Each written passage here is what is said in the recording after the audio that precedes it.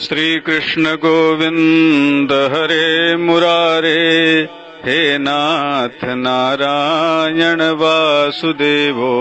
बोलिए श्री कृष्णचंद्र भगवान की जय। बोलिए वृंदावन विहारी लाल की जय। धर्मानुरागी सज्जनों, माताओं एवं बहनों, आप सभी का हमारे इस चैनल पर हार्दिक स्वागत है। जैसा कि आप सभी जानते हैं कि हमारे चैनल पर पुरुषोत्तम मास महात्म के कथा का प्रसारण हो रहा है। उसी के क्रम में आज 26वें अध्याय की कथा इस वीडियो के माध्यम से सुनाई जाएगी। यदि आप हमारे चैनल पर पहली बार आए हैं तो चैनल को अवश्य सब्सक्राइब कर लें। अपने मित्रों को उसे शेयर करना मत भूलिएगा। यदि आपकी कोई भी अध्याय की कथा छूट गई है तो आप आई बटन में अथवा इस वीडियो के डिस्क्रिप्शन या प्ले लिस्ट में जाकर आप उस अध्याय की कथा सुन सकते हैं।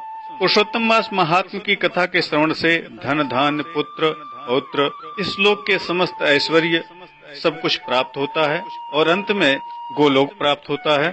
आइए आज की कथा का हम श्रवण करते हैं। बोलिए श्री कृष्णचंद्र भगवान की जय। षड्विंशोऽध्यायः। वाल्मीकिरुवाच। अशेष पापनाशार्थं गरुणध्वज तुष्टये गृहीत नियमत्यागश्चोच्यत विधिपूर्वकः नक्तभोजी नरो राजन् ब्राह्मणान् भोजयेदथो अयाचिते व्रते चैव स्वर्णदानं समाचरेत् अमावस्या शनोजस्तु प्रतज्याद्गां सदक्षिणां धात्री स्नानं नरोजस्तु तथिवा क्षीरमेव च फलानां नियमे राजन् फलदानं समाचरेत् तैलस्थाने घृतं देयं घृतस्थाने पयस्तथा। वाल्मीकि मुनि बोले, संपूर्ण पापों के नाश के लिए गरुण ध्वज भगवान की प्रसन्नता के लिए आरंभ किए हुए नियम का विधि पूर्वक त्याग कहते हैं। हे राजन, नक्त व्रत करने वाला मनुष्य व्रत के समाप्ति में ब्राह्मणों को भोजन करावे और बिना मांगे जो कुछ मिल जाए उसे खाकर सुवर्ण दान करना चाहिए।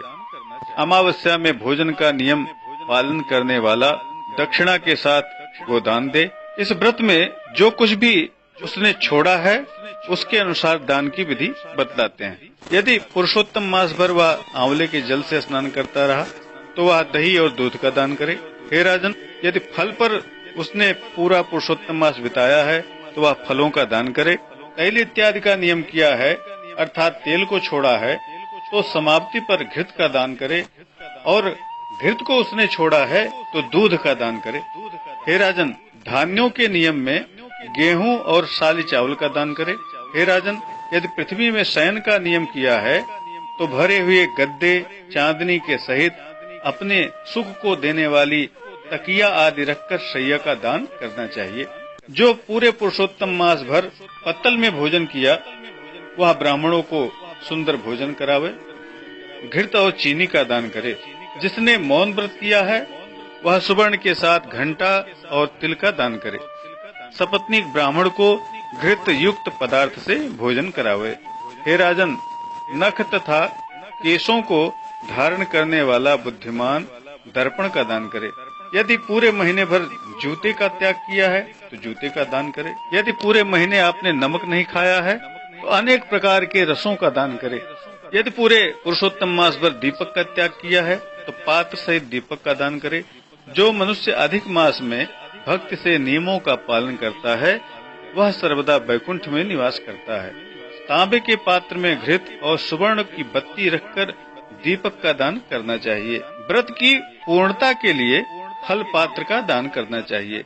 एकांत में वास करने वाला 8 घटों का दान करे। मास के अंत में छाता और जूता के साथ 30 मोदक का दान करे। इन वस्तुओं के न मिलने पर अथवा इनको इकट्ठा न कर पाने पर हे राजन, संपूर्ण व्रतों को सिद्धि देने वाला ब्राह्मणों का वचन कहा गया है। अर्थात ब्राह्मण से सुफल मिलने पर वह व्रत पूर्ण हो जाता है। जो मलमास में एक अन्न का सेवन करता रहा है वह चतुर्भुज होकर परम गति को पाता है। इस लोक में एकान्न से बढ़कर दूसरा कुछ भी पवित्र नहीं है। एक अन्न के सेवन से मुनिलोक सिद्ध होकर परम मोक्ष को प्राप्त हो जाते हैं। अधिक मास में जिसने केवल एक समय रात्रि में ही भोजन किया है वह राजा के तुल्य हो जाता है। वह समस्त कामनाओं को प्राप्त करता है, इसमें कोई भी संदेह नहीं है। देवता लोगों का भोजन पूर्वाह्न में कहा गया है, मुनि लोगों का मध्याह्न में, पितृगणों का भोजन अपराह्न में। इसलिए अपने लिए भोजन का समय चतुर्थ प्रहर कहा गया है।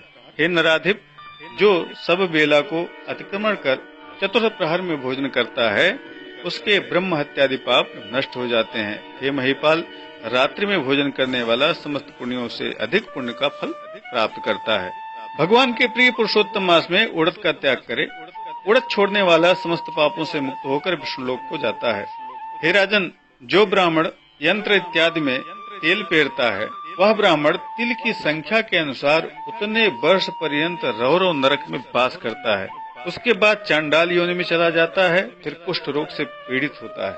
जो मनुष्य शुक्ल पक्ष और कृष्ण पक्ष की एकादशी तिथि में उपवास करता है, वह मनुष्य चतुर्भुज होकर गरुड़ पर बैठकर वैकुंठ लोक को जाता है और देवताओं से पूजित तथा अप्सराओं से सेवित होता है।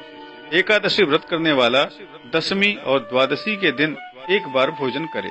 जो मनुष्य देवादिदेव विष्णु भगवान के प्रीत्यर्थ व्रत करता है, वह मनुष्य स्वर्ग को जाता है। हे राजन, सर्वदा भक्ति से कुशा का मुट्ठा बनाकर धारण करे। कुश मुष्टि का त्याग कभी न करे। कुशा अत्यंत पवित्र कहे गए हैं। बिना कुश की क्रिया व्यर्थ कही जाती है। इसलिए कुश के मूल भाग में ब्रह्मा, मध्य भाग में जनार्दन वास करते हैं, कुश के अग्र भाग में महादेव वास करते हैं। इसलिए कुशा से मार्जन का विधान है। हे महाराज, इतना सब करने से व्रत परिपूर्ण हो जाता है। ब्राह्मणों को दक्षिणा अवश्य दें। दक्षिणा न देने पर वह मनुष्य नरक का भागी होता है। अगर किसी के व्रत में कोई विघ्न उत्पन्न करता है, तो वह अंधा और कोढ़ी होता है। हे राजन, मनुष्यों में श्रेष्ठ मनुष्य पृथ्वी के देवता ब्राह्मणों के वचन से स्वर्ग को जाते हैं। हे भूप, इसलिए कल्याण को चाहने वाला विद्वान मनुष्य उन ब्राह्मणों के वचनों का उल्लंघन न करे। धरामराणाम वचनैर्नरोत्तमा दिवौकसां वै पदमाप्नुवन्ति। नोल्लङ्घयेत् भूप वचांसि तेषाम् श्रेयोभिकामी मनुजः स विद्वान्। इदं मया धर्म रहस्य मुक्तम् श्रेयस्करं पाप विमर्दनं च। फलप्रदं माधव पुष्टि हेतो पठेच्च नित्यं मनसोऽभिरामम्। यशृणोति नरो राजन् पठते वापि सर्वदा स याति परमं लोकम् यत्र योगीश्वरो हरिः। यह मैंने उत्तम कल्याण को प्रदान करने वाला, पापों को नाश करने वाला, उत्तम फल को देने वाला, माधव भगवान को प्रसन्न करने वाला, अपने मन को प्रसन्न करने वाला धर्म का रहस्य कहा है। इसका नित्य पाठ करना चाहिए। हे राजन, जो इस कथा को हमेशा पढ़ता है, सुनता है, वह उत्तम लोक को जाता है, जहाँ पर योगीश्वर हरि भगवान वास करते हैं। श्री बृहन्नारदीय पुराणे पुरुषोत्तम मास माहात्म्ये श्री नारायण नारद संवादे गृहीत नियमत त्यागो नाम षड्विंशोऽध्यायः। इस तरह से बृहन्नारदीय पुराण के पुरुषोत्तम मास माहात्म्य से श्री नारायण नारद संवाद से व्रत में लिए गए नियम को छोड़ने के क्रम में यह 26वां अध्याय संपन्न हुआ। बोलिए वृंदावन बिहारी लाल की जय।